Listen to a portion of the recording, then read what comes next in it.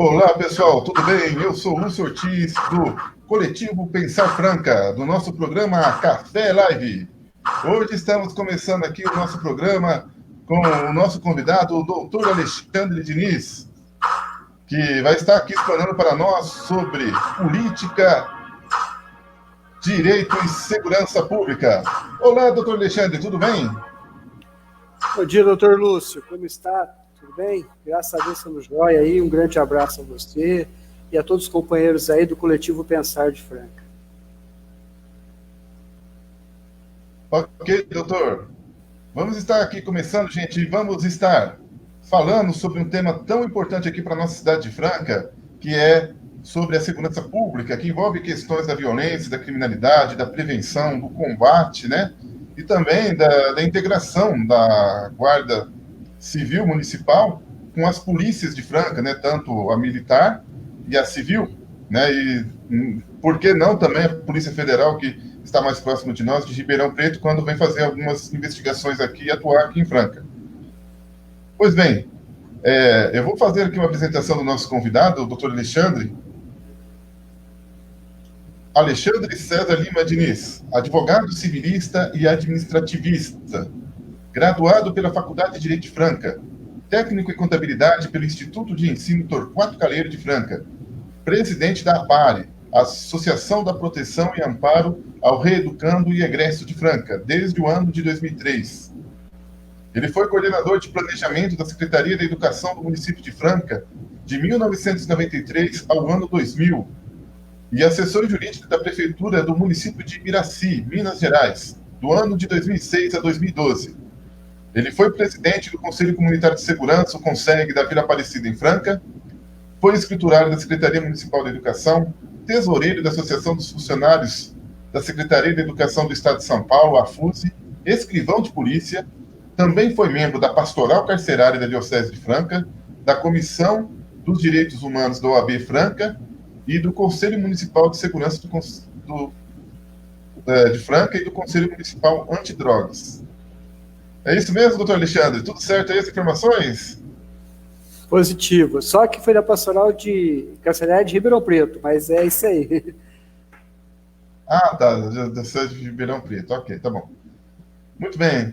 Então, doutor Alexandre, teve uma época que eu fui atuante como criminalista, né, na advocacia, e já trabalhei na Polícia Civil, como auxiliar de papiloscopista policial, por uns 7 anos, né, lá na Delegacia de Polícia de Rosana e no primeiro DP de Rosana, na cidade de Primavera. Também fui escrivão de polícia, mas ad hoc, nomeado, e perito criminal. Também participei do Conselho Municipal de Políticas Públicas sobre Drogas, do ano 2017 a 2019. Eu fui conselheiro titular representando a OAB. Também fui membro da Comissão de Justiça, Cidadania e Direitos Humanos da OAB Franca, de 2013 a 2014, e também membro da Comissão dos Direitos Humanos da OAB Franca, de 2017 a 2019. Então, a gente vai estar tratando ainda com um grande bate-papo aí sobre o tema política, direito e segurança pública. Ok, doutor Alexandre? Então, vamos começar a nossa live aqui perguntando algo muito básico. O que é política, doutor Alexandre? O que significa política hoje para os nossos dias atuais?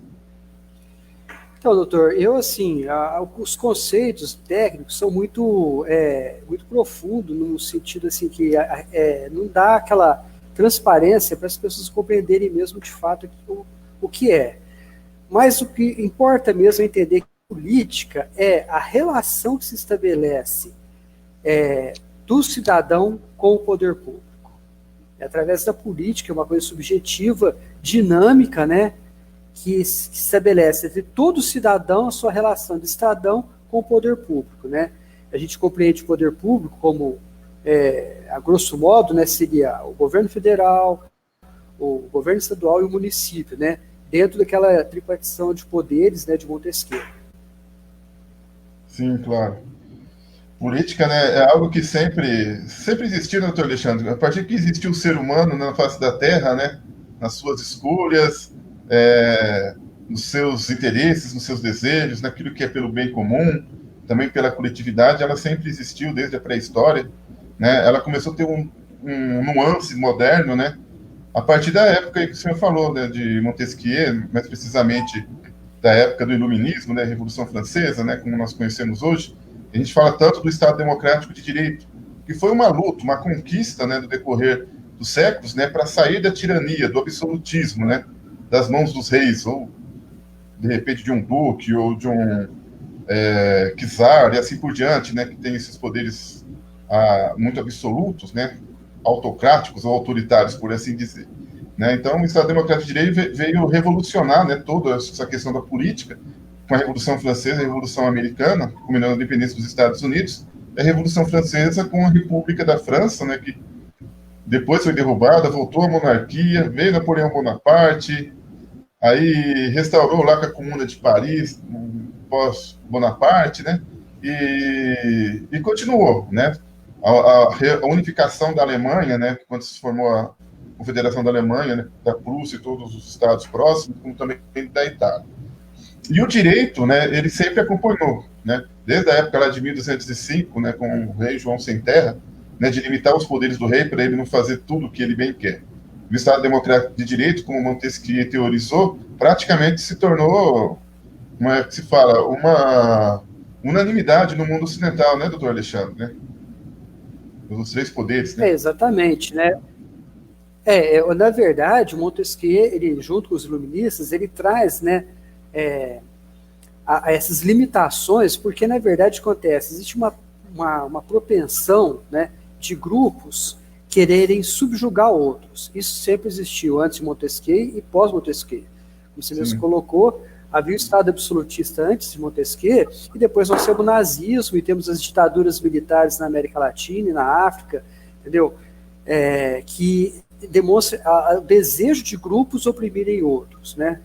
E, na verdade, a teoria de Montesquieu, também com os outros enciclopedistas, o que ele faz? Ela, bem colocada, bem desenvolvida, ela limita de tal maneira que todos os cidadãos são iguais, né? Todos os cidadãos, independente se você é o presidente da República, ou se você é um cidadão comum, um balconista de uma loja, um operário de uma fábrica, ou o dono da fábrica, todos, diante do Estado, são iguais, né? Isso aí é muito importante, né? Lógico que existem questões culturais, né? Você pega, por exemplo, não dá para você colocar o nosso conceito de democracia no Iraque, não porque eles não são democratas, mas porque existem culturas diferentes. Mas é lógico que o poder totalitário é um dos motivos de retrocesso, de atraso, como foi na África e como foi no Brasil, né? E a gente observa. E a questão do direito é muito importante nesse sentido, né? Por exemplo, a concepção do direito tem a ver muito com a questão do estabelecimento de regras em sociedade, né, delimitando direitos e deveres, né, para cada indivíduo, né, que participa, né, como também para o próprio Estado, né, para os que ocupam o poder público, né, e como o doutor mesmo falou, né, de que a lei é igual para todos, né. Então, isso é um princípio que não pode fugir ao direito. E que muitas pessoas hoje, doutor Alexandre, né, principalmente os que não são da nossa área, né, do nosso campo, assim, quando a gente estuda direito, ainda tem uma compreensão, ou uma má compreensão, né, desse direito que tanto hoje nós lutamos como advogados, né, para que seja respeitada a cidadania, né, e tudo aquilo que foi conquistado no decorrer da história. Né, nós lembramos, e eu acho que o principal patamar dessa conquista do direito são os direitos humanos, né, começando com a primeira geração dos direitos civis, né, o direito das liberdades, de expressão do pensamento, de liberdade de reunião, de associação, como também o direito à igualdade, que depois veio com a segunda geração, que foi mais fraterno, que veio na época dos socialistas, né, do Karl Marx, né, que veio as questões das pensões, que surgiram lá na Inglaterra com a Lei dos Pobres, depois na Alemanha com Bismarck, aí a terceira geração, quando veio com o direito ambiental, né, que depois para a quarta geração veio os direitos transindividuais, né, ou coletivos, por assim dizer, né, e a quinta geração hoje fala que é o direito ao acesso à informação, à internet, né, que nós estamos hoje no período histórico, né, então eu acredito que tem muita importância aí do estudo dos direitos humanos, né, e da evolução do próprio direito em si. que o doutor acha? Então, doutor, é assim, a grosso modo, né, a questão do direito, da nossa concepção, é justamente aquilo que a lei traz, né? Então você tem o direito, ele é até posterior à própria política, né, para ligar os dois, né? Eu vejo que a gente vem de uma cultura totalitária. Primeiro a gente ficou submetido a Portugal, num regime de colônia, é um sistema totalitário. Sim. Aí a gente vem de uma monarquia totalitária, Dom Pedro era absolutista. Depois a gente inicia a nossa república com uma ditadura militar totalitária. Nós tivemos poucos momentos para as pessoas entenderem o que é de fato direito. E quando a pessoa fala de direitos humanos, ela seguia pelo que está vendo no Datena. Ela busca as informações... Infelizmente, né, doutor? Isso, na televisão com repórter sem qualidade nenhuma, né? Que fala que direitos humanos protege de bandido. É a coisa mais absurda do mundo. Então, vou só, assim, se me permite, vou só dar um exemplo. A libertação dos escravos, ela foi conquistada através de quem? Dos direitos humanos. Houve um movimento político dos negros alforriados, dos negros escravos, contra isso. Veja bem, era legal você ter escravo, não era ilegal, era um direito ter escravo. A mudança disso aí se dá por uma ação política do povo na época. Os escravos, o pessoal sempre acha que quem fez a libertação foi os branquinhos, né? Na verdade, a libertação é um trabalho dos alforriados, dos negros e de sociedade composta o quê? Muitas vezes de advogados, que eram brancos, né, sem sombra de dúvidas, né? Mas é uma ação política que veio e fala assim, olha, isso está errado. E aí, essa ação política é uma alteração no direito da época, que aquilo que era legal, que era ter escravo, passa a ser ilegal logo após a libertação dos escravos. Isso é uma ação dos direitos humanos, entendeu?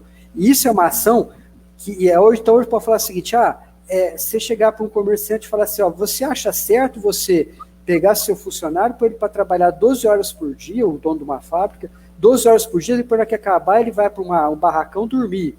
E se por acaso ele tentar ir embora, você chicotear ele. Ele vai falar, não concordo com isso. Então você não concorda de você falar que durante uma pandemia, você mandar seu funcionário voltar a trabalhar, quando ele deveria ficar em casa?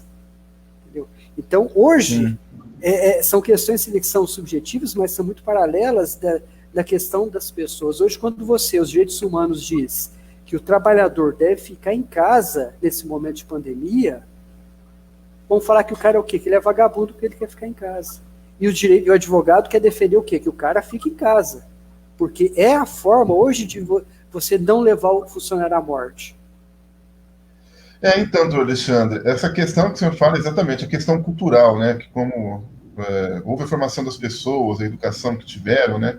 E, infelizmente, nós temos resquícios ainda do Brasil colônia, do Brasil império, né? Escravocrata, né? De que vê o trabalhador como se fosse alguém que tem que ser explorado, alguém que tem que fazer a sua obrigação porque o patrão quer, né? O empresário quer, né? E não enxerga essa questão de que essa pessoa é portadora de direitos e que a lei determina certas situações, né? Somente dos direitos trabalhistas que hoje estão tênues, né, por causa da reforma trabalhista, o contrato intermitente, assim por diante. Mas, voltando aqui ao nosso tema, né, o direito, né, ele sempre quer proteger as pessoas, né? Corrigir as distorções, né? Evitar as injustiças. E quando acontecem as injustiças, né, pleitear, né, ao judiciário, né, demandar do poder judiciário para que se corrija, né? É por isso que existem os juízes, os magistrados, né, nós advogados, promotores de justiça, né, e o sistema também das polícias, né, para garantir a organização e a ordem da sociedade, né, e que o Estado cumpra o seu papel, né, que não é só policial, mas também um papel também de fomentar políticas públicas, não é, doutor? Exatamente. Quando a gente vai pensar em questão, por exemplo, de direitos, né, de segurança, a questão é muito mais ampla que ser a polícia ou fazer leis extremamente rígidas, entendeu? Assim, é o meu conceito, né, pela experiência que eu tenho, produtivo você pensar que você vai resolver problema, por exemplo, de segurança pública, limitando a uma questão meramente penal ou opressiva, né? Há muitas que dão resultado, porque a própria ação, isso não é questão de proteger bandido, não. O pessoal está querendo proteger bandido. Não tem nada a ver, não. É questão de ser eficaz, eficiente.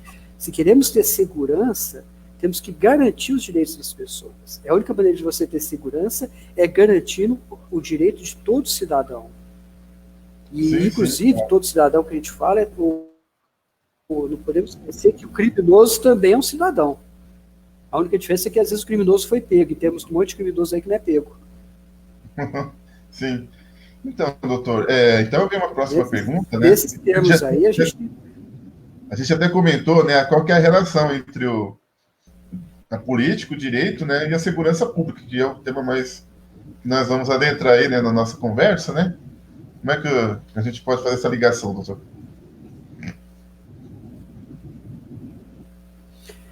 Olha, a ligação é bem íntima, né? Direito, política e segurança pública tem tudo a ver. O tema segurança pública hoje é um dos temas que estão mais sendo, o pessoal mais clama, né? Porque justamente pelo fato que a gente vive à mercê de uma série de terrores, né? Em termos de segurança, né? E geralmente sempre foca nisso daí a questão de repressão, né? Sempre é ligada à questão de armar mais a polícia e fazer leis mais rígidas. Quando, na verdade, quando você pensa em segurança pública, você pensa numa política muito mais concreta, né? Vamos pensar em termos aqui que interessa para nós, o município de Franca, até porque temos a nossa realidade aqui. O que você tem hoje? Os dois instrumentos que você tem para impedir o crime é esporte e educação. E, logicamente, a cultura, né? O que você tem isso nos bairros? Onde hoje o jovem que mora no Luísa ou no Petrópolis ou lá no aeroporto tem para ir poder se divertir, e onde que ele pode ir fazer um passeio à noite, que é um direito do jovem poder passear, onde que ele pode curtir o baile funk dele, por exemplo, um lugar que possa ter segurança para ele. A gente pode citar como exemplo Paraisópolis. Por que os meninos vão para a rua em Paraisópolis? Porque Paraisópolis não tem um local comunitário para eles se reunirem. Onde vão poder fazer o esporte, entendeu? São coisas que, isso essencialmente tem a ver com combater o crime, tem tudo a ver. Porque, logicamente, o jovem ele fica exposto à violência. E como você também pensar também da convivência dele com a família, que é essencial. Então, essas coisas que temos que pensar em termos de desenvolver dentro da nossa cidade. Isso aí passa pelo quê? Pela política, inclusive, de mudar o direito pátrio, no sentido de dar essas garantias para as pessoas. Aliás, que já está na Constituição, mas não é muito aplicado, né? Então, doutor, então fazendo essa ligação aí a respeito, né, de direito, política e segurança pública, né? Então, como nós tínhamos falado no começo, o direito, né, ele garante, né, para que as pessoas tenham sua integridade, sua dignidade, seu exercício de liberdade, a igualdade de acesso de oportunidades, e que muitas vezes é negado pelo próprio Estado e pelo próprio sistema socioeconômico e também político, por assim dizer, que muitas vezes retiram das pessoas, e isso historicamente falando, desde a época dos escravos, dos índios também, quando foram saqueadas suas terras, e chegando para os dias de hoje, o que nós verificamos é que, por causa dessa construção histórica, né, de mentalidade cultural, né, ficou aquela coisa de que o Estado, né, para ele exercer a segurança pública, ele tem que bater no bandido, ou bater num menor infrator. Aí, quando é pego roubando ou cometendo algum crime ou usando droga. Infelizmente, esse é o que ficou assim na mentalidade das pessoas. E o senhor falou bem na época do que acontecesse com o nazismo, com o fascismo, e aqui no Brasil com o regime militar, né? Que, aliás, a polícia militar, ela surgiu daí, né? Desse quadro, apesar que teve as forças públicas lá da época de Vargas, né?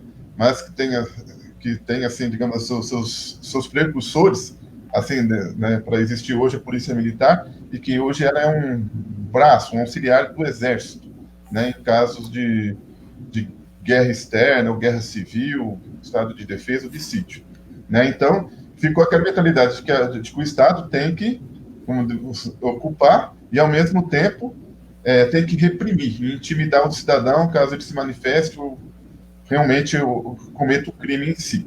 E de uma forma punitiva, não uma forma de reintegração social. Apesar que o nosso Código Penal, né, a Lei de Execução Penal e o próprio Código de Processo Penal e a legislação penal e processual penal esparsa, né, todos eles, pelo menos, a ideia é da reintegração daqueles que cometeram crime, e que aqueles que realmente cometeram crimes graves, né, que sejam punidos com penas de limitação da liberdade, né, que... Aí, doutor, eu gostaria que o senhor explicasse mais aí para o nosso público sobre essa questão, né? Que a ideia do direito, principalmente do penal, é para que a pessoa, né, tenha o seu tempo de reflexão e que seja reintegrada à sociedade, não que ele seja uma punição eterna. Por isso que não tem a prisão perpétua nem pena de morte no Brasil, né? Doutor, veja bem, eu particularmente tenho a opinião que o nosso Código Penal é excelente. As nossas leis esparsas são uma tragédia, tá? São péssimas. Por quê? A questão penal tem que ser tratada dentro do Código Penal. O Código Penal não é um livro que o pessoal foi lá e resolveu assim, vamos colocar isso aqui para ver no que vai dar. Ele foi pensado cientificamente, né? Então a gente tem que pensar o seguinte, quando o povo pede para endurecer as leis, vamos ver numa questão concreta. Uma lei esparsa, a lei do crimes hediondos. Quando o Abílio Diniz foi sequestrado, falaram, vamos criar a lei do crime hediondo, que aí vai endurecer as leis e vai resolver o problema. Bem, criar a lei dos crimes hediondos, prejudicar a progressão penal, que é aquele processo que o cidadão preso, né, ele cumpre para poder sair da cadeia. E o que diminuiu a criminalidade? Em nada. Ao contrário, radicalizou mais ainda. Nos Estados Unidos, os estados que têm a pena de morte são os estados que possuem maior violência de morte, de crime de morte. A China também adotou pena de morte, sempre teve, e não diminuiu em nada os crimes lá.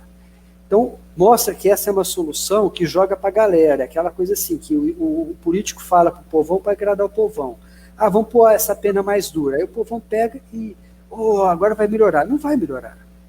Por outro lado, que as pessoas têm que saber é o seguinte, que os governos acabaram com o exame psiquiátrico dos presos para poder ter progressão de pena. Eles tiraram os psiquiatras das penitenciárias que avaliava se o cara tinha condição ou não de progredir. Hoje a progressão do cara, quando ele fala assim, o cara cumpriu um terço e vai para a rua. Não era para ser assim.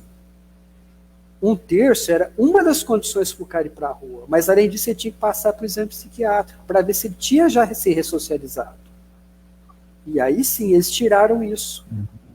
Outra coisa também, as penitenciárias, ela tem que ser um processo de ressocialização do cidadão. Eu falo isso de cadeira porque, por exemplo, quando a gente tinha a PARE aqui em Franca, que funcionava na cadeia pública, o índice de reincidência durante todos os anos que a PARE funcionou foi de 1%. É melhor que muitos projetos que tem no mundo. O que é reincidência? Aquele cara que praticou crime e volta. Na PARE isso não acontecia. Mas o que acontecia na PARE? Era o processo, lá havia outro processo. Primeiro, a pessoa trabalhava. Não era trabalhar como escravo, não. Ela trabalhava no sentido de se tornar útil. Porque aquilo que ela ganhava voltava para a família dela. Era uma maneira dela ajudar a família dela que estava aqui fora. Então, isso daí, outra coisa, havia todo um processo. Para você ter uma ideia, no barracão da PARE não tinha cadeado, não tinha chave. Lógico, isso não é para todo preso, né? Que pode ter essa condição. É onde eu falo, tinha que ter um processo de avaliação. Você tem preso em várias condições. Aí acontece hoje em dia. Pega qualquer cidadão, pega um cara, por exemplo, que é primário, assim, primário no sentido que foi condenado pela primeira vez, né, assim, e foi para a cadeia, né, e coloca junto com pessoas que já estão ligadas ao crime. E fica o dia inteiro lá. Você pode ver o nosso CDP, que foi construído para ser um centro de detenção provisória, hoje é uma penitenciária. Não tem estrutura para ser uma penitenciária. Isso é óbvio. São acertos que fazem que o único objetivo do governo é encarcerar a pessoa. Aí, o resultado a gente sabe que não vai ser bom. Doutor, o senhor está falando aí da questão penitenciária. O Brasil, infelizmente, segue ao contrário lá de uma frase do Sartre, do Piaget, que ele diz o seguinte, né? Se você constrói mais escolas, né, você diminui o número de penitenciários. Agora, se você constrói muito mais penitenciárias, cadeias, né, diminui o número de escolas. Né? Foi um pensamento dele uma vez num texto a respeito, né, que Então, assim, então, o país, né, uma civilização, sociedade que investe mais na educação, né, a probabilidade da criminalidade ser menor é mais provável. Então, doutor, nós estamos aqui realizando nosso programa Café Live, com o nosso cafezinho, né, doutor Alexandre? E Opa, estamos aí, ó, já até vendo que antecipei. tem alguns espectadores aqui da nossa live, né? Aguinaldo, a Lívia Dias, o Doni Ferreira, né, que foi o nosso convidado da semana passada, Luciano Ortiz, José Geraldo, Ana Paula. Então, assim, tem um pessoal aí que está nos assistindo, doutor. Por exemplo, a Aguinaldo mesmo falou uma coisa aqui que realmente é verdade, né, que a nossa sociedade quer mais vingança e não quer justiça, né? E é uma coisa que, infelizmente, né, por causa das barbaridades de crimes, né, hediondos, que a gente vê principalmente nos jornais sensacionalistas, né, diga lá, né, das emissoras que a gente sabe muito bem, né, e o Datena é um deles, e outros também por aí que seguem essa linha, o próprio Ratinho, o programa dele, quando vai falar sobre a questão, é uma abordagem, assim, de fazer sensacionalismo com o povo, né, de trazer aquela coisa passional, emocional, de que não, tem que bater no bandido, tem que matar o bandido, como se isso fosse a solução do problema. E nós sabemos que não é, né, doutor? Então, doutor, é o seguinte, na verdade, quando você pensa o seguinte, é um argumento que sempre fala assim, se o cara estuprar sua filha, logicamente nós, seres humanos, diante de uma violência, a gente é violento também, a gente deseja, muitas vezes, até as pessoas até falam assim, tem que morrer porque tem medo. Primeiro que a pessoa fala que tem que morrer, o bandido tem que morrer, porque ela não confia no poder público. Primeira coisa, o cidadão não confia na polícia, não confia na justiça, então ele acha que se matar vai resolver o problema. Primeiro. Segundo, é o próprio instinto de defesa. Eu prefiro que mate a pessoa do que ele faça o mal para a minha família. Então isso é natural do ser humano. O mal que se faz, os políticos são a favor dessa demagogia e essa imprensa, é fazer isso política de Estado. Logicamente, isso daí não resolve nada. Na verdade, isso não acaba a criminalidade. E o que é pior ainda, nós estamos vendo um quadro de degeneração da sociedade tão grave que esse cidadão que eu desejo matar pode muitas vezes ser meu próprio filho, meu próprio neto, meu próprio irmão, que aí é quando muda muito. Eu já vi isso acontecer várias vezes, entendeu? A pessoa tem esse discurso e quando acontece na família dele, ele vem assim, não, mas os outros que levaram ele para essa vida, ele é inocente. Não é, gente, não é, sabe? Não é essa questão, entendeu? A verdade é que existe uma forma eficaz de combater o crime e não é uma questão de querer proteger o marginal, é que é eficaz mesmo. A violência não adianta. E essa violência nasce justamente desse estado policialesco que ele vive constantemente armado para reprimir, não o crime. Então vamos parar para pensar. A polícia brasileira é a que mais mata. E a polícia brasileira é a que mais morre. Também. E o que diminui a criminalidade? O nosso policial na rua é o que é mais vítima de violência. Não muitas vezes enquanto está em serviço, mas quando ele está fazendo bico. Entendeu? Ele é vítima. Porque quando ele está fazendo bico, ele está sozinho na porta da fábrica, da padaria, da loja, ocorre o fato e ele acaba sendo morto. E também é a que mais mata. E ela geralmente mata inocente. Entendeu? A gente tem que... né, doutor? Hã? É uma das grandes tristezas nossas aí da questão de segurança, né? Exatamente. E aí está ligado ao quê? A doutrina policial, a doutrina militar que é imposta ao policial. Essa doutrina militar que faz essa ser uma polícia violenta e, acima de tudo, ineficiente. Porque ela é ineficiente. Nós tivemos, em 2 dias, 3 casos de crianças, logicamente, esses são que apareceram na televisão, que são mais evidentes, crianças e jovens, 3 não, foram 2, né, mas tem um que eu me lembro que mais antigo, mas que tem muito a ver com esse quadro, de crianças e jovens assassinados por ação da polícia.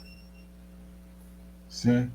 Então, doutor, aí que tá, né? E aí com essa questão problemática, eu, quando participei da Intereclesial da SEBS em 2014, né, eu participei de um grupo que tinha várias pessoas de vários estados do Brasil, né? Tinha do Rio Grande do Sul, Santa Catarina, Espírito Santo, Mato Grosso, Paraná, todas as regiões do Brasil.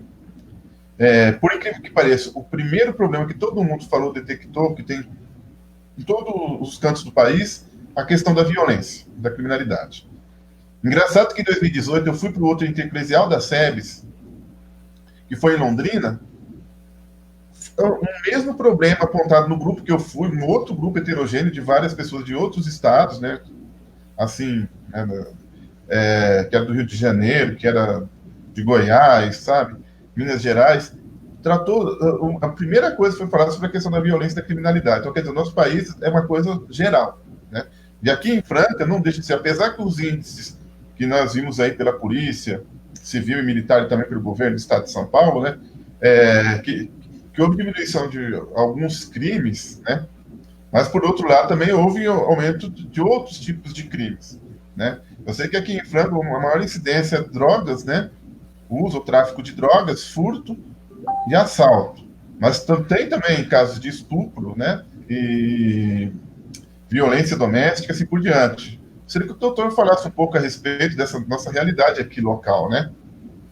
Doutor, assim, doutor, desde que eu participei dos órgãos aqui relacionados à segurança pública, Franca é uma ilha de excelência, sim, tá? Sim. Isso em relação a todos os outros municípios de São Paulo, é uma situação né?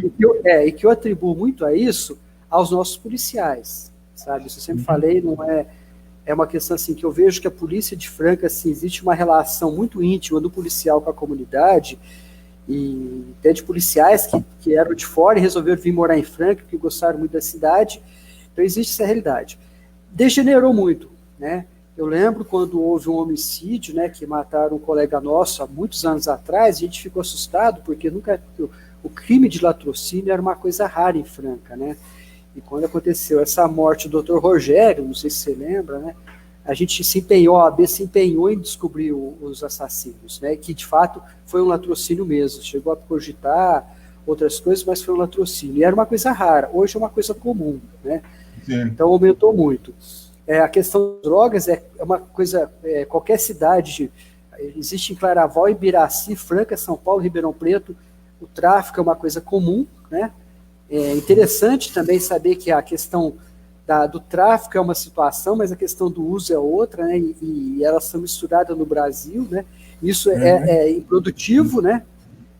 Quando fala em liberar drogas, o pessoal fica assim, né? Mas a questão é que o uso de droga não deveria ser mesmo criminalizado, né? Isso é um absurdo que acaba entupindo cadeia com gente que não tem nada a ver, né? Apesar que fala que não é criminalizado, é criminalizada o uso de droga no Brasil, sim. Isso atrapalha muito a questão de saúde pública. A questão do estupro é muito relativa. Eu falo que estupro, na minha opinião, é um crime que denota muito... todos os crimes denotam muito a questão social, né? As pessoas falam muito do estupro que ocorre nas camadas sociais baixas. E o que eu gosto de falar muito, sabe, doutor, que eu acho que tem que chamar muita atenção, é o estupro que acontece nas raves, que acontece na camada social mais alta da cidade, que não aparece. Quer dizer, quando o estupro acontece no bairro de periferia, é quando eu falo, o povo todo joga o ódio em cima e quer que a pessoa tenha pena de morte e castração química. Só que o estupro ocorre em uma quantidade igual o tráfico ocorre também em quantidade igual, nas festas rave das universidades, daqui de Franca, só que lá tem outro nome, né? E acontece, a menina muitas vezes não quer falar que foi estuprada para não estragar a vida dela, ela se cala, né? E não chega, né? Entendeu? Eu lembro que muitas vezes os policiais militares, né, soldados, reclamavam que não iam mais em festa rave, porque quando chegava lá era desacatada e o cidadão ligava para não sei quem, e às vezes ele corria o risco até de ser punido, né, por tomar essa atitude, né. Então a gente tem que ver muito bem essa questão aí, né, onde que mostra bem que os crimes, eles têm formas diferentes de serem tratados por camada social. Então, o que ocorre é justamente isso, existe uma violência muito grande para a camada mais baixa e a leniência para a mais alta. E mostra que, volta a falar, é totalmente ineficaz essa política, né, de ódio. Essa política de ódio é ineficaz. A pena de prisão, ela deve ser racional. né? Ela Sim, deve ser claro. racional e deve ser científica para poder esse cidadão não voltar a delinquir. Não estamos falando de passar a mão na cabeça, não. É que o cidadão não volte a delinquir. Sim. Doutor, então agora, né, que a gente já abordou bem o tema, né, vamos ver das propostas do nosso coletivo, né, que o doutor faz parte, que a gente está procurando aí, né, propor para a sociedade, né, como que um vereador poderia atuar junto com o poder público, seja o executivo ou as próprias polícias, né, numa relação, né, e a justiça também, claro, né, tanto a justiça estadual quanto federal. Mas o primeiro ponto nosso é o mandato coletivo, participativo e compartilhado nas questões da segurança pública, para combater a violência, a criminalidade e as drogas, ou seja, levar o debate da segurança pública também para a Câmara Municipal, né, das questões que acontecem aqui na cidade. E, assim, muitas coisas assim que acontecem aqui, as pessoas reclamam da falta de iluminação pública, né? E que eu sei que tem vários bairros, várias pessoas de vários bairros que dizem o seguinte, que se tivesse uma iluminação aqui, talvez não teria tanto ponto de droga, né, ou tantos furtos, né? O que você acha dessa nossa proposta aí de mandato coletivo, por exemplo, da iluminação pública? É uma coisa que em todas as eleições fala a respeito, né? É difícil atender toda a demanda, mas a gente não pode se calar, a gente tem que levar a voz do povo nessas questões, né, na Câmara. Então, doutor, é como eu falei para o senhor, doutor, é assim, uma sugestão minha é o seguinte, como eu te falei, a abolição dos escravos, ela antecedeu a questão da mudança do direito, que é o papel do legislador, do vereador, do deputado, ao trabalho coletivo, ao trabalho político. Sim, então, havia uma lei que autorizava a escravidão e um trabalho coletivo fez que isso se tornasse legal, mudou o direito. Uhum. Eu acho que o papel do vereador, ele tem muito que fazer junto à comunidade, a ouvir a comunidade, porque é essa ação política da comunidade, né, porque a gente tem que entender o seguinte, que eu acho que tem que entender que a política não é aquela ação desenvolvida dos políticos enquanto filiados a partidos e com cargo, detentor de cargo público. A política é desenvolvida por todo cidadão, é a relação do cidadão com o poder público. Em nenhum momento a gente falou que a relação do vereador, do deputado, do poder público, é do cidadão. Então, eu lembro que a gente fazia reuniões do Conselho da Vila Aparecida nos bairros. E nessa reunião dos consegues, que a gente fazia em cada bairro da região aqui da Vila Aparecida, né, que a gente reunia geralmente em algum templo religioso, centro comunitário, lá o povo ia e falava assim, olha, tal lugar tem um terreno baldio com mato, logicamente acontece, ele é favorável a esconder droga, esconder produtos de furto e também favorável ao estupro, a qualquer ato de violência, criança que está indo para a escola, essas coisas, entendeu? Outra questão também é a questão da iluminação, né? O pessoal levava para a gente, queimam a lâmpada, porque logicamente onde está escuro é onde pode ocorrer o crime, entendeu? Sim. Então são coisas assim, aquela casa desocupada, sabe?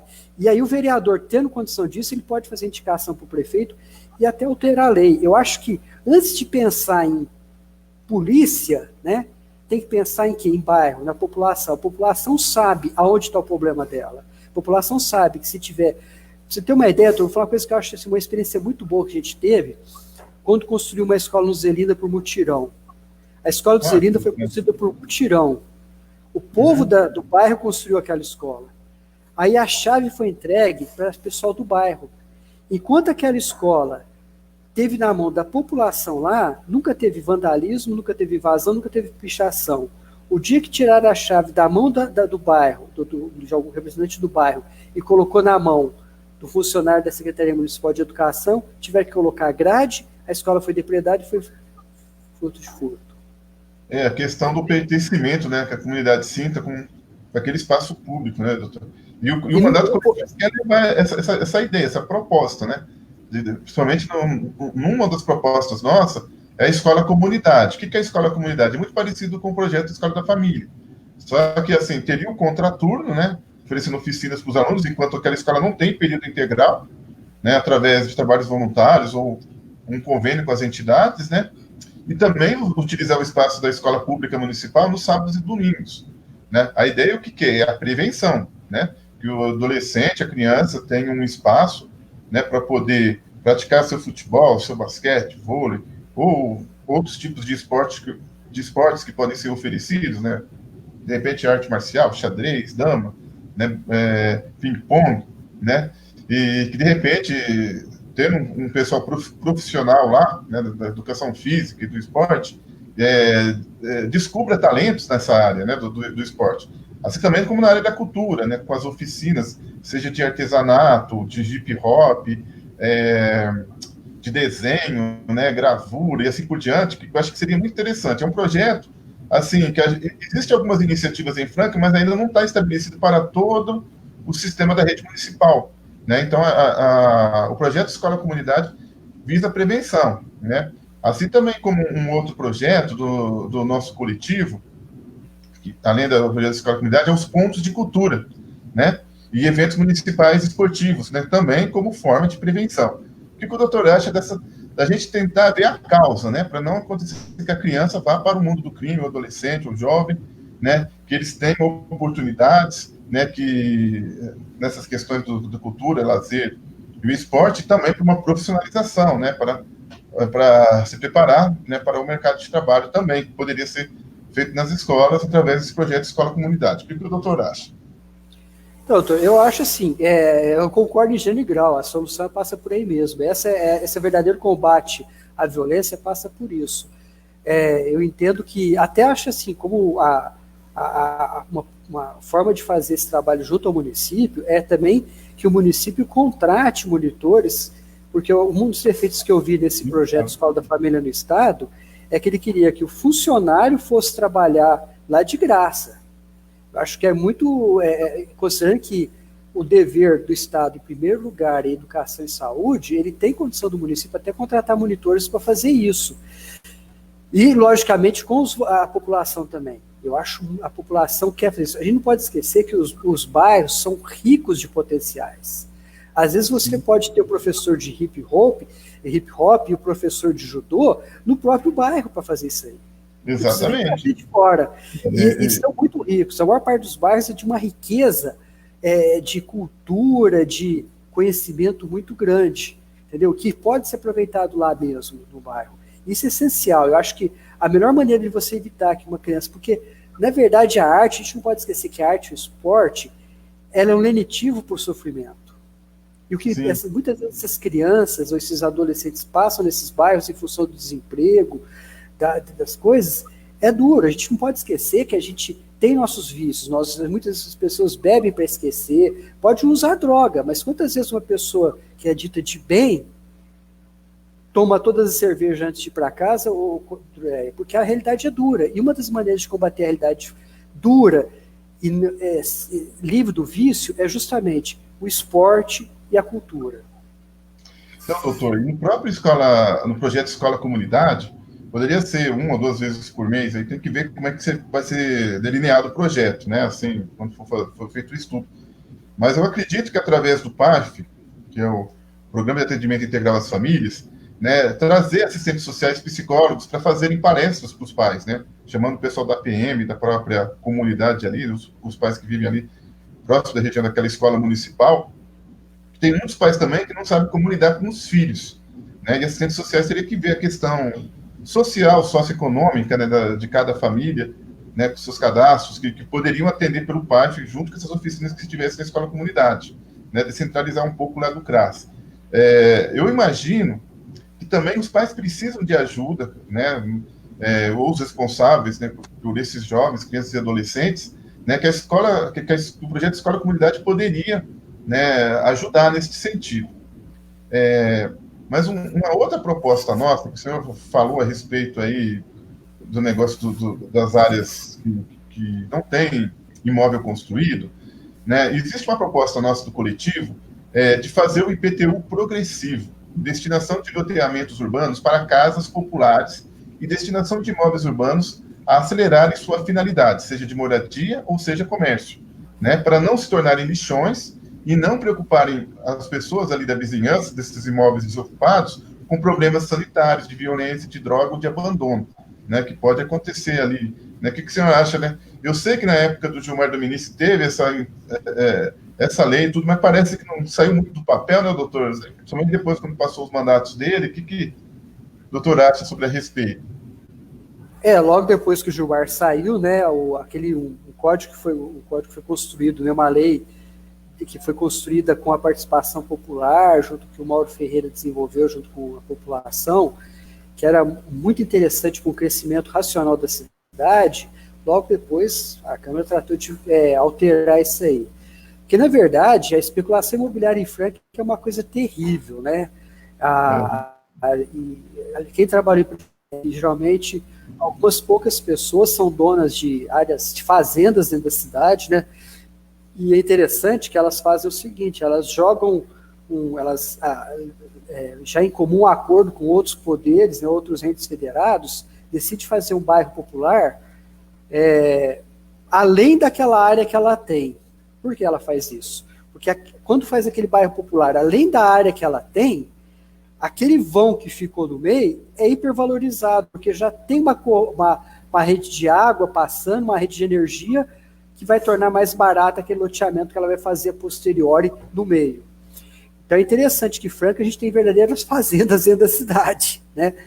E isso é uma coisa assim, né? Aí você joga uma pessoa para morar quase em Cristais Paulista, e aqui em Franca tem muita área, né?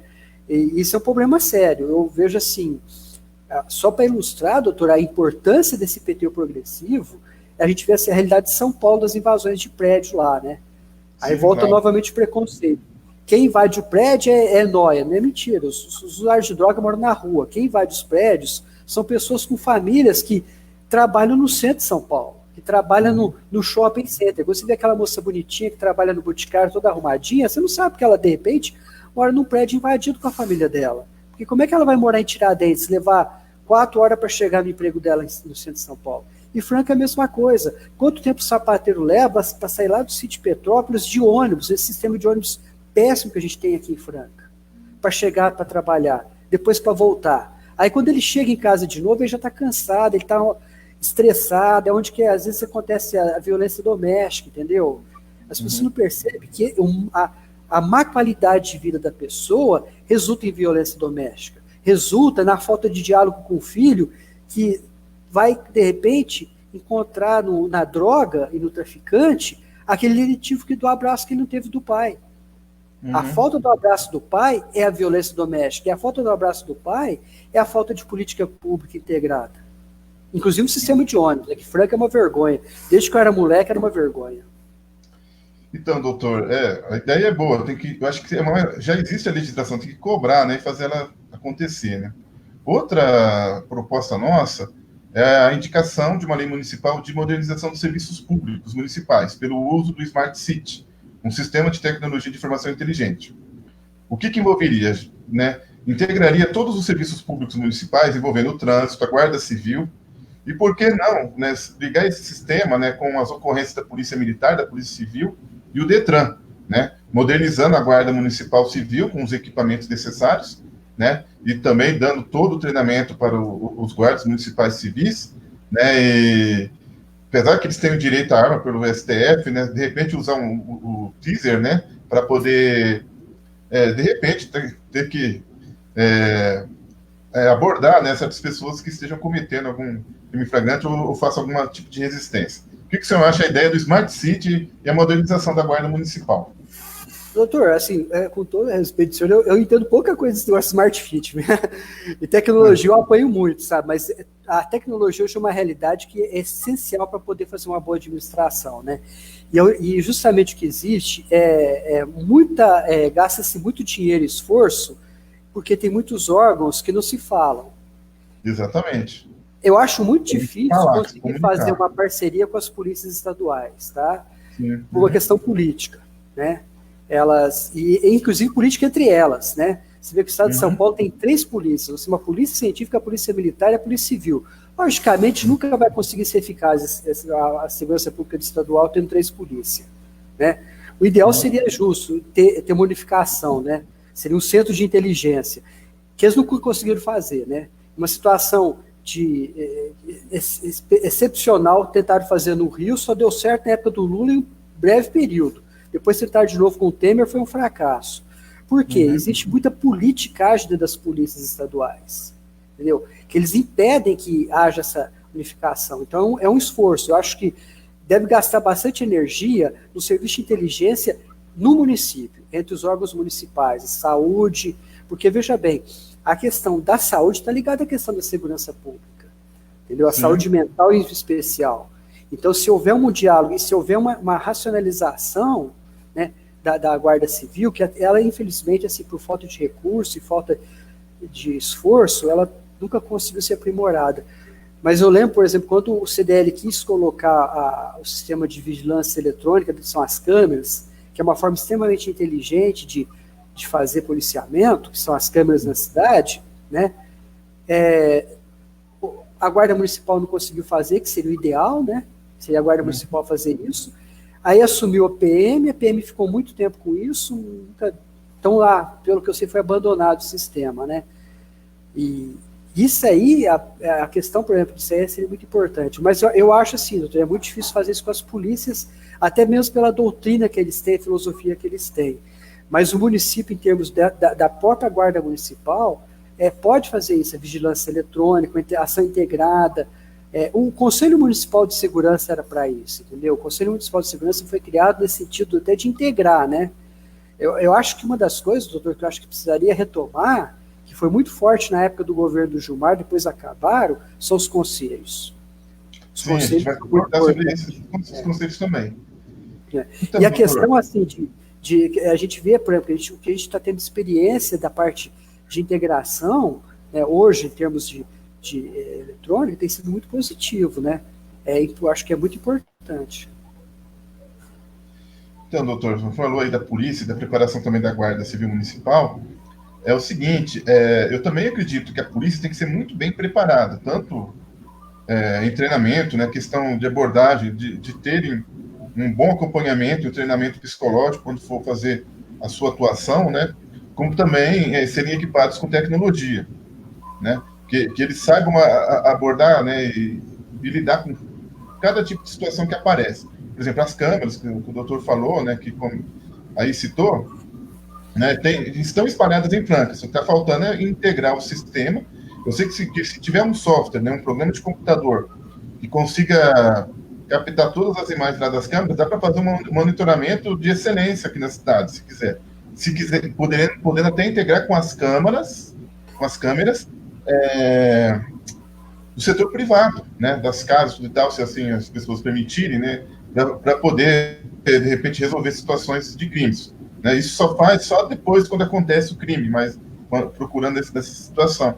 Né? Mas seria possível fazer essa integração. Teria que ter um software muito bem desenvolvido, né, para uma equipe de TI, né, e que as polícias, como o doutor falou, têm que se comunicar, né?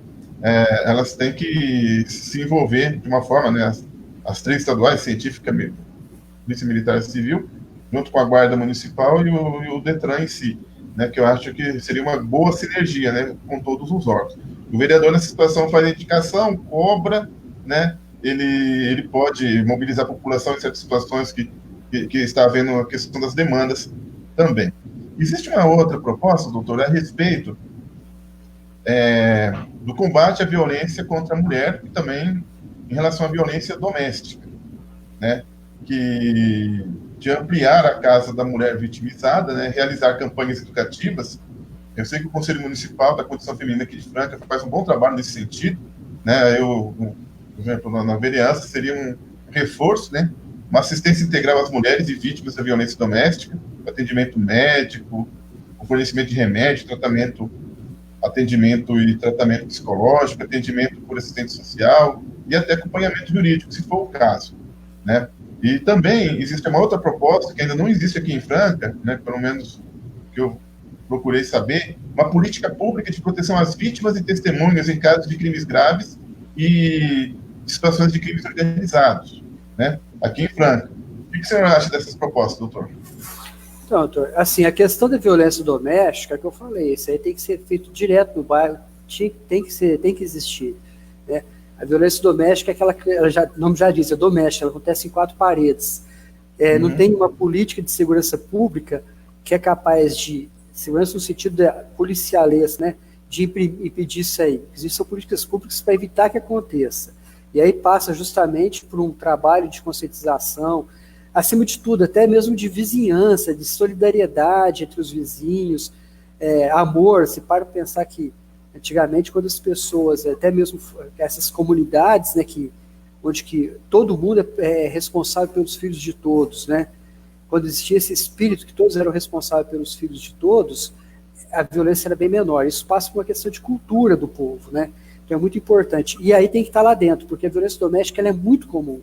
E ela ocorre justamente pelo fato da frustração, ainda mais nesses momentos que estão passando de muito desemprego, falta de perspectiva, a pessoa precisa desafogar em alguém, e é bebida, e nem estamos falando de droga, estamos falando de bebida. Então é essencial, e tem que estar lá no bairro, não adianta querer fazer uma coisa fora. A questão da política de proteção à testemunha, ela é uma política que tem que ser desenvolvida no plano da União, né, no plano federal, porque muitas vezes exige que a pessoa que vai ser protegida tem que se deslocar da própria município para outro. Então tem que ser um trabalho feito, uma política de Estado, né? O município em si só ele não tem como fazer proteção. Eu acho que o município só ele não tem como fazer proteção. O mandato legislativo, por exemplo, que poderia ser feita uma indicação nesse sentido, então, para a União estar... O que poderia fazer um trabalho junto, talvez até a União, junto com outras câmaras de vereadores, né, outros municípios, através daquele grupo que reúne os municípios aqui da região nossa, né, para poder fazer essa indicação no sentido da questão da proteção, né. Agora, assim, eu acho talvez assim, mais importante, porque a questão do crime organizado é uma questão que exige, de fato, um trabalho talvez até mais ligado à própria Polícia Federal, né? Ele vai além do próprio rede municipal, né? Que eu falo, Franca não planta droga nem cocaína, né? Não planta maconha nem cocaína. Andaram plantando maconha aí no bairro aqui de Franca aí, mas pegaram rapidinho. Ou seja, a droga que se chega em Franca, ela é internacional. Então existe um trabalho que vai além das nossas fronteiras. Quanto à Guarda Municipal, eu só queria fazer uma observação, que eu acho que é muito importante, uma proposta, é que sempre na Guarda Municipal, quando vai nomear alguém, nomeia uma pessoa da área de segurança pública estadual para coordenar, o que eu acho que é um erro. E você devia procurar alguém que vai dar um formato republicano para a Guarda Municipal, que nossas polícias não têm esse formato de polícia cidadã, polícia republicana. Temos aquele Maikovic, aquele juiz, Maikovic, ou o pessoal da Unesp, da USP, lá do Centro de Violência, pessoas desse nível, pessoas que sabem a área de segurança, sabem dar um formato novo, porque como você falou, o policial não precisa andar com uma pistola, entendeu? Além do preparo que ele tem que ter emocional para poder ter uma pistola, o preparo técnico, que é muito complicado, um taser resolve muito mais, entendeu? Sim. Porque o objetivo da polícia não é matar, o objetivo da polícia é mobilizar o cidadão para levar, quando há necessidade, para ele responder na justiça. Quem faz justiça não é o policial com 38, aliás, a pistola 45, não é mais 38, né? 45 que ele usa. Quem faz a justiça é o juiz, ele que dá a pena. Então precisa mudar a mentalidade da segurança pública que existe hoje. Então na Guarda Municipal precisa mudar isso daí. Então, teria que reformatar a academia, né? O treinamento deles. Né? Exatamente. Né? Toda a Guarda Municipal tem como coordenador uma pessoa da área da segurança pública do Estado. E, logicamente, ele vai passar aquela mesma... A doutrina que ele recebeu, né? O problema é que é o seguinte, geralmente as academias, em especial as academias militares, elas doutrinam a pessoa, elas quebram o cidadão, entendeu? Elas quebram ele para embutir uma doutrina que a pessoa nem às vezes ela traz de casa, ele impõe isso aí, e aí a pessoa acaba repassando isso e multiplicando isso aí, que na verdade é que eu falo, que quem faz justiça é o juiz, não é a polícia. A polícia, o objetivo dela é investigar e evitar o crime. Quando não é possível evitar, investigar e levar a pessoa até o juiz. Sim. Então, doutor, tem mais algumas questões aqui, antes que extrapole o nosso tempo, né? Por exemplo, eu que fui conselheiro municipal de políticas públicas sobre drogas, né, o COMAD, né? Eu sempre pedi lá que fizesse uma realização de diagnóstico das drogas aqui de Franca, né? Quanto que é apreendido, quantos que são presos por tráfico, que é ocorrência de uso, sabe? E assim, nós nunca tivemos acesso a esse diagnóstico, né? Então, assim, aqui no nosso coletivo, a gente está propondo ter um plano municipal de combate às drogas, sempre tendo esse diagnóstico, seja anual ou a cada 2 anos, né? Para poder realmente estar propondo políticas públicas, né? Que tenham, pelo menos, um resultado, né? E aí, assim, fica muito fazendo campanha, nada contra, né? Tem que fazer mesmo a campanha. Eu também sou a favor da prevenção, mas a gente tem que entender exatamente o que acontece, como que depois posso fazer alguma proposição, uma intervenção nas casas terapêuticas, né? E como que está sendo o enfrentamento. Eu sei que a polícia militar, principalmente, é o que está na linha de frente, né? Mas os conselheiros e todas as pessoas envolvidas, sociedade civil, né, poderia ter acesso para a gente poder ver, né, mapear a cidade, aonde que está precisando mais fazer esse trabalho de prevenção. Né, que o senhor acha aí da gente estar trabalhando nesse sentido? Tem esse plano municipal de política pública sobre drogas aqui em Franca, né, de combate, né, sempre tendo esses diagnósticos. Doutor, o conhecimento traz o poder, né? Não dá para você fazer política de droga sem saber qual é a realidade. E você me falou uma coisa certa, essa frustração não é só sua, não. Quando eu fiz parte do Comad, há, sei lá, mais de 10 anos atrás, nós também tentamos e não conseguimos também, primeiro. E olha que na época a gente ainda era governo, hein? E a polícia militar, se tem, ela não passa, se tem, ela não passa. Porque conhecimento é poder. Mas eu acho que nem tem, sabe? Porque, na verdade, não existe um trabalho científico dessa análise. Teria que ser um trabalho científico. A questão da droga não é só aquele que é pego pela polícia. Nós temos aquele que dá entrada no posto, no Janjão, no Álvaro Azus, né, por uma overdose, alguma coisa que também tem que se colocar nisso daí. Então, eu acho que o município tem que contratar, porque não adianta querer que se desenvolva uma política antidrogas pela sociedade civil se não dá instrumento. O primeiro instrumento é saber a verdade. Então, eu acho que o município tinha que contratar o instituto para fazer uma pesquisa científica dessa realidade, não só daqueles que são presos, porque muitas vezes que são presos também são traficantes, que fogem também da questão do usuário, né? Passa pela questão criminal. Mas também tem que ver aquele que é usuário, aquele que é traficante. Porque a maior parte das pessoas que são presas em Franca não são traficantes, são usuários traficantes, que é diferente do traficante, né? Sim. É diferente. Então, é essencial. Eu acho que até talvez teria que até tornar isso um dispositivo legal para obrigar o município a fazer esse levantamento para desenvolver políticas da área de saúde, que são essenciais, saber essas informações, saber quantos viciados que você vai ter que lidar. E também saber a eficácia dessas casas de recuperação, que eu acho que são muito, assim, muito questionável a eficácia delas. Muito questionável. A exceção confirma a regra, ou seja, poucas dão resultado. A maioria, na minha opinião, se tornou um meio desculpa a expressão, meio de vida de muita gente, sabe? Em relação às casas terapêuticas, teria que ter um outro diagnóstico dos dados deles, de quantos que são recuperados, quantos que não se recuperaram, quantos que se recuperaram e voltaram. De repente, com o tempo, também não temos dados assim nesse sentido, né? Também. Inclusive, doutor, eu acho assim, é uma função da sociedade, do poder público, fiscalizar, porque eu acho que se for fiscalizar baseado no que a Anvisa determina, fecham todas, viu? Começa pela estrutura delas. Sim. A estrutura delas, o número de pessoal, sabe?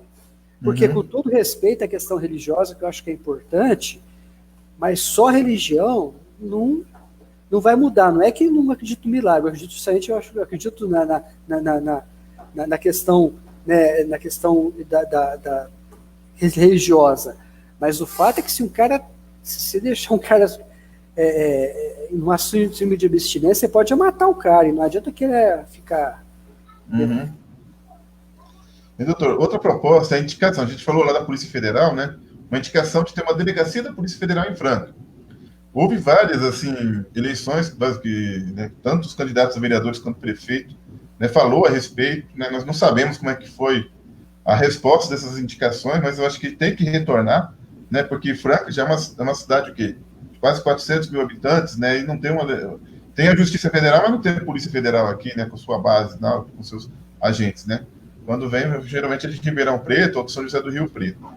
E uma outra proposta também é ampliar e aperfeiçoar o Conselho Municipal de Segurança Pública, integrado à Secretaria da Cidadania e Segurança do município, com os Conselhos Comunitários de Segurança do Estado de São Paulo, né, que seria a nível estadual, né, seria uma integração aí. E aí, doutor, o que o senhor acha dessas propostas nossas? Então, doutor, nós tínhamos uma realidade franca que era a exportação de calçado, né? Isso aí nós tínhamos até mesmo aqui o Porto Seco, em Franca, né? E daí por isso que veio a Justiça do Trabalho, né? Que é uma justiça federal, né? Em função do número de dissídios que tinha, né? E, lógico, por conta desse Porto Seco, nós temos aqui em Franca Procuradoria Federal, temos Justiça Federal, temos Justiça do Trabalho e não temos uma Polícia Federal, né? De fato é complicado, mas a gente tem que saber quais são as atividades, as contribuições da Polícia Federal em Franca. Doutor, só uma informação. Do Porto Seco, eu faço parte lá da Comissão da OAB de Direito Aduaneiro, eu sou coordenador lá, né? E um dos grandes desafios nossos é que esse Porto Seco volte, né? A aduana aqui em Franca, né? Que tinha, né? E tiraram daqui, né, mandaram lá para Ribeirão Preto, né? E tinha, e assim, nós temos muita coisa que exporta, né? Tanto calçado e até o café. Só para... exatamente. Aí nós temos que ver quais são as atribuições que vai ter a Polícia Federal para ver se justificar a existência dela aqui. Eu acho que porque é o mesmo caso de mapear a questão da questão das drogas, é mapear também a necessidade da demanda. Sim. E aí, se for o caso, até acionar judicialmente. Porque qual que é a demanda da Polícia Federal? São os criminais, né? Tráfico de droga, tráfico internacional de droga, que eu não sei se é bem o caso de Franca. Mas nós temos a questão aqui da falsificação, que pode Sim. ter uma questão federal, né, que por um lado a gente para pensar que a falsificação tem sido a salvação de Franca, né, em termos de emprego, né, mas é uma questão que existe, né. Agora a questão da exportação de calçado, né? A questão da exportação de calçado, eu não sei como é que está, né, mas aí tem que ver essa questão, justifica até a Polícia Federal, aí tem que justifica porque nós temos essas situações aqui que, acima de tudo, atrapalham o desenvolvimento da cidade, atrapalha. A Polícia Federal vai ajudar o desenvolvimento da cidade, vai ajudar o bem-estar da cidade. Contra fatos e argumentos. Se a gente conseguir montar um relatório forte nesse sentido, se o caminho político não resolveu, vamos tentar 2 caminhos políticos. Vamos tentar o caminho político também via judicial, porque também é um caminho político judicial. Você entra com uma ação judicial, você torna aquela voz de fato, uma voz de conhecimento do poder público, né? E aí a gente precisa ter isso, entendeu? Aonde vai melhorar a qualidade de vida do povo francano, aonde vai ajudar no crescimento da cidade a Polícia Federal. Né? A gente tem que entender o seguinte, o contrabando, ele não gera divisas para a cidade, pode gerar emprego, mas não gera divisa para a cidade. Né? E essas divisas são o dinheiro que falta para a cidade, asfaltar a rua, tratar do seu doente, cuidar da educação, e acima de tudo, muitas vezes o contrabando, a indústria do pirata, ela também é um caminho para exploração do trabalho. Porque, logicamente, quem faz pirataria não registra funcionário. Né?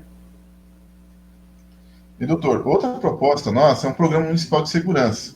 Tentaram fazer aqui em Franca, né, com a Secretaria de Segurança e Cidadania, né, que tem o objetivo de proporcionar um ambiente mais seguro aos cidadãos, com as suas atividades, né, que são desenvolvidas de forma personalizada, recepção e outros tipos de chamadas, contatos telefônicos.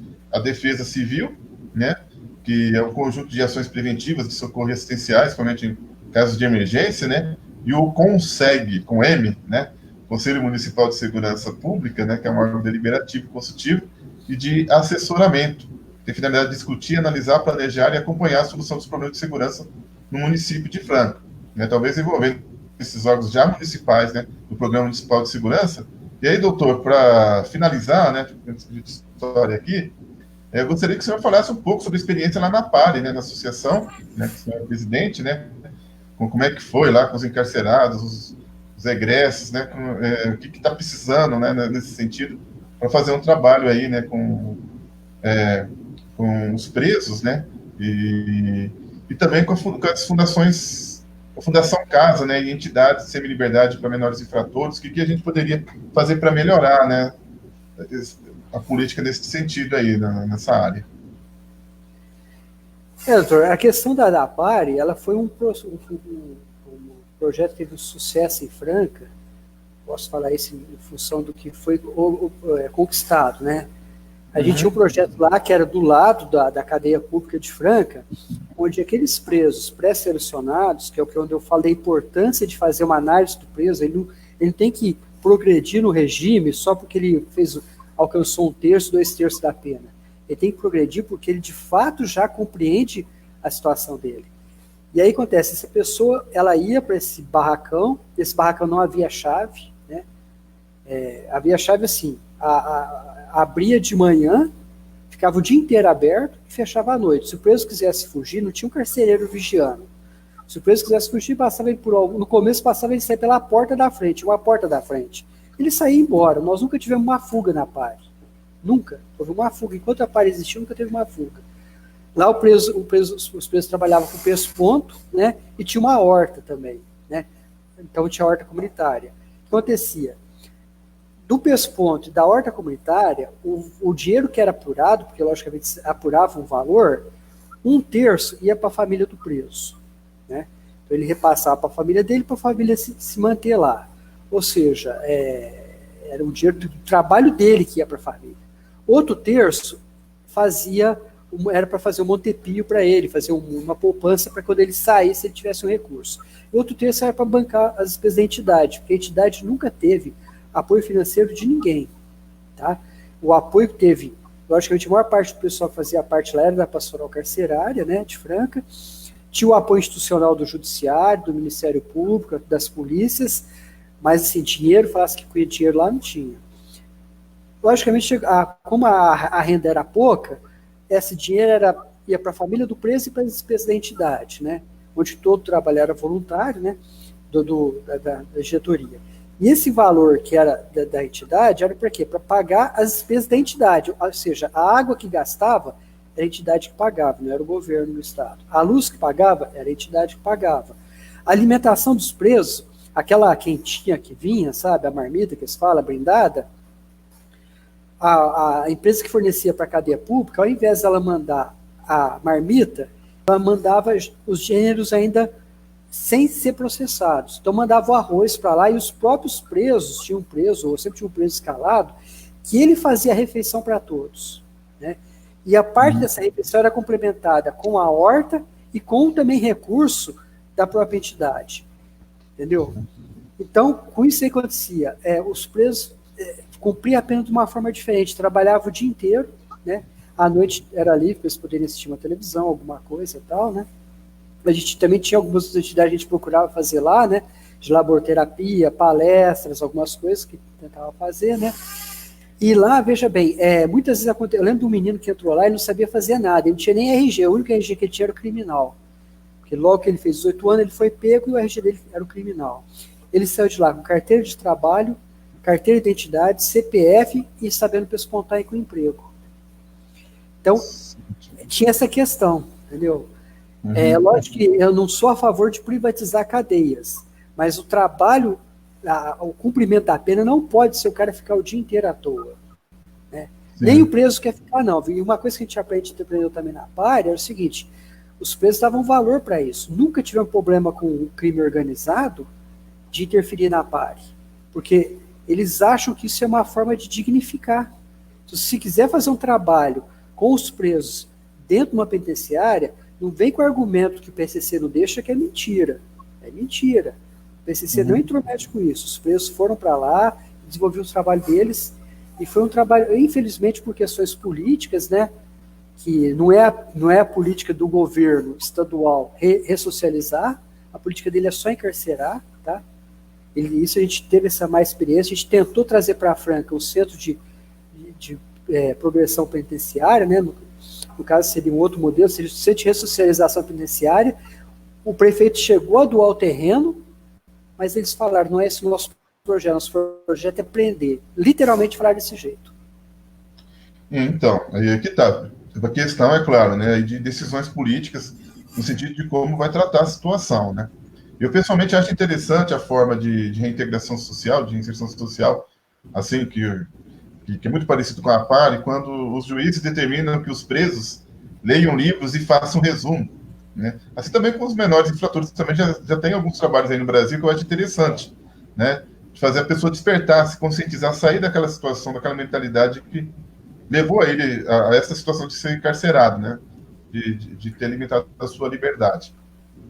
E, e eu acho que é bem por aí. A gente tem que fazer um trabalho de reintegrar, de ressocializar, né? Nessa questão aí dos presos e dos menores que têm liberdade assistida ou semi-liberdade, né? E a gente tem que procurar um princípio básico que é do nosso coletivo, né, que é a promoção da dignidade da pessoa humana, né, seja quem for, mesmo que aqueles que muitas vezes, né, ferem a nossa sociedade, né, com algumas coisas que a gente também acha uma barbaridade. Não somos contra a legítima defesa, mas o que o presidente propõe não resolve o problema de cada um ter a sua arma para poder se defender, para ter sua segurança. Isso não vai resolver, né, doutor? Então, eu acho que a gente tem que procurar de uma forma mais racional possível, né? A gente tem que procurar resolver esse problema. Pois bem, doutor, nós estamos chegando aqui no final aí do nosso programa. Eu gostaria que o senhor falasse aí suas considerações finais, o que achou. Tivemos a participação da Lívia, que teve que sair, né? A Lívia Dias, ela é uma conselheira tutelar, né? Do Bruno Fernandes, né? O Zé Geraldo também perguntou aqui a respeito do que acontece aqui, por que não acontece a desapropriação desses lotes enormes dentro da cidade. A questão lá dos terrenos, né? Que ele fez a pergunta. E dentro das questões prisionais, outra pergunta dele, né? Uma grande parte é problema da saúde pública? Assim, se me permite, doutor, só para responder isso para ele, a desapropriação dos terrenos, primeiro que é inconstitucional, né? Porque, na verdade, o Estado não pode expropriar, né? A pessoa tem direito à propriedade dele, para desapropriar tem que ter uma finalidade. E também não teria dinheiro para isso, né? Mas a proposta de IPTU progressivo vai resolver esse problema, né? Uhum. Porque hoje é lucrativo para o dono de terreno manter ele parado lá, né? E quando tiver o IPTU progressivo, vai resolver. Geraldo, não sei se eu respondi essa questão. A questão da questão prisional, uma questão, uma grande parte do problema de saúde, problema de saúde pública, sim, enquanto você fica na questão da dependência química, né? Hoje, a grande parte dessa cadeia é em função do tráfico de droga, né? Do viciado, né? Então, se você tratar o viciado enquanto saúde pública e descriminalizar o uso da droga, não o tráfico, você dá um grande salto. Porque não adianta colocar uma pessoa que é dependente química, senão você também teria que encarcerar as pessoas que são alcoólatras, tá? Então, o caminho não é esse, né? Então, essa questão de saúde pública. E, logicamente, tem outras questões também, como eu falei, né? A questão da violência doméstica, ela nasce muitas vezes de uma questão de uma pessoa que está psicologicamente abalada, frustrada, desequilibrada pelo desemprego, pela falta de perspectiva, pelo vício na bebida. Então, é uma questão de saúde pública, questão criminal, não é questão prisional, mas a questão criminal é uma questão de saúde pública, né? Não estou querendo ser lombrosiano, não existe o perfil do criminoso, não. Mas são as causas que muitas vezes levam a pessoa a isso, né? Pois bem, doutor, por favor, suas considerações finais aí, né, para nossa... doutor, eu quero agradecer muito, né, a oportunidade de falar, assim, se eu pude colaborar, eu fico satisfeito, porque o objetivo nosso é colaborar com a nossa cidade, né, e o que eu puder ajudar dentro daquilo que for minha limitação, mas o que eu puder ajudar, eu estou à disposição do coletivo, porque eu acho que é assim que você constrói uma democracia, que você constrói um Estado de verdade, né? Desde o início eu já falei que o nosso Estado é um Estado que tem uma cultura totalitária, né? E a política, ela não é a atividade do vereador, do deputado, do prefeito, do presidente. A política é a atividade do cidadão. O coletivo, enquanto todos esses cidadãos políticos aqui, o Aguinaldo, a Lívia, o Dônia, a Luciana, o Ana Paula, o Zé Geraldo, o Aguinaldo, o Herbert, né, o Tomás, a Ana, Renato, todos aqui são políticos, o Bruno, são políticos e são justamente junto à sociedade organizada, nos bairros, que vai, de fato, dar solução. A solução nunca vai vir de gabinete, a solução sempre vai vir do bairro, sempre foi. A abolição da escravatura, tanto aquela escravatura vergonhosa que nós tivemos aqui no Brasil, como a abolição também da escravatura das 12 horas de trabalho, que foi uma conquista do trabalhador de reduzir para 8 horas, que hoje também está sendo pervertida com a reforma trabalhista, foi uma conquista antes de tudo política do povo, depois que virou direito do ponto de vista legal. Boa noite a todos e obrigado, doutor, pela sua oportunidade. Estou à disposição. Doutor Alexandre, muito obrigado por o senhor ter participado aqui conosco, aqui na nossa programa Café Live, né? O senhor trouxe bastante informações aqui, né, com sua experiência, sabedoria, conhecimento, né, que pode nos esclarecer a respeito. Teve muita gente aqui que elogiou, né, disso que você citou aí, né, a nossa live hoje, porque é uma matéria que a gente precisa, né, estar conversando com as pessoas, né, o assunto, né, e que o vereador pode, sim, né, desempenhar um papel dentro das suas atribuições, né, principalmente para convocar a sociedade para ver essas questões, né, e fazer o papel dele, de cobrança, de solicitações, requerimento, indicação, e propor até uma lei municipal, desde que não onere o município, né, que é da atribuição dele. Muito obrigado pela sua participação, doutor Alexandre, gratidão, namastê, e, gente, na próxima semana, nosso Café Live vai ser na sexta-feira, dia 29 de maio. E adivinhe quem vai estar aqui com a gente? O prefeito de Araraquara, Edinho da Silva, né? Vai estar falando sobre o papel do prefeito e do vereador das políticas públicas municipais. Vai ser uma grande honra aí estar conversando com ele aqui no nosso programa. Doutor Alexandre, muito obrigado. Até mais, até a próxima. Nosso coletivo continua por uma Franca mais digna e feliz. Tchau, tchau.